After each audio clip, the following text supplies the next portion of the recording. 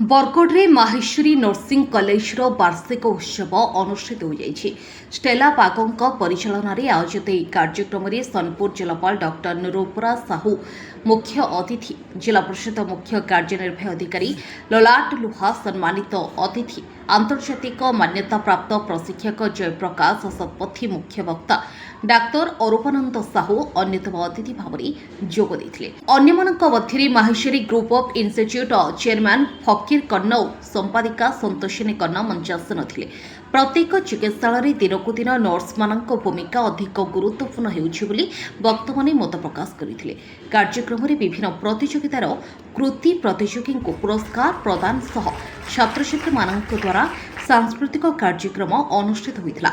आंतर्जातिक nursing दिवस अवसर में आयोजित यह वार्षिक उत्सव में कॉलेजर अध्यक्षा जागृति दिश्री विवरणी पाठ एवं विजय महाराणा धन्यवाद अर्पण करथिले।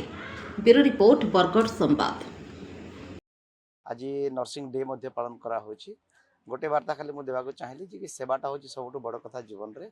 एवं आम कोरोना समय देखीचु कि नर्स माने मेडिकल प्राक्टिशनर माने को टाइप सेवा देते जिते मंदिर मस्जिद गिरजा सब बंद हो गला से गोटे मात्र अनुष्ठान चलता से जो मेडिकल इंस्टीट्यूशंस गुड़ाक तेणु आज दिन में से माने से सेवा दिंतु समाज को एवं समाज को आउ सुंदर करंतु यहाँ ही मोर कहबार उद्देश्य माने जो सेवा कम बर्तमान व्रती अच्छा भविष्य में से समाज को सेवा दिंतु समाज को सुंदर करंतु एवं मैं छुआ मान को कहूँ तुम भल पाठ पढ़ रोगी सेवा कर एवं मोर गोटे आगुरी अच्छे जनसेवा करवा बोले छुआ मान जेन गरीब छुआ मान अच्छा प्रति वर्ष में 8-9टा फ्री पाठ पढ़े खावा एवं पढ़ेवा फ्री पढ़ाऊँ।